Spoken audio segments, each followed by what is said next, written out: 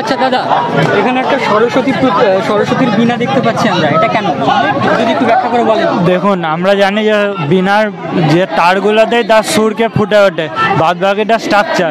সেই তারটাতেই যদি সরকার ইচ্ছা মতোভাবে কেটে দিয়ে রেখে রাখে, তার অজুহাতটাকে কাজে লাগায়, তাহলে নিয়োগ কোনোদিনই হবে না। সরকার যদি নিয়োগের দাবিতে না আসে, তাহলে এইরকম অজুহাত দিনের পর দিন চলতেই থাকবে, বঞ্চিতরা বাড়তেই থাকবে। আর এর সাথে পশ্চিমবঙ্গের যে বাচ্চা শিশুরা আছে, তারা সেই বঞ্চিত পথ ধরে ভবিষ্যৎ অন্ধকারের দিকে তারা পৌঁছে যাবে। এটা সরকারের পুরো পরিকল্পনা মাফিক একটি কর্ম।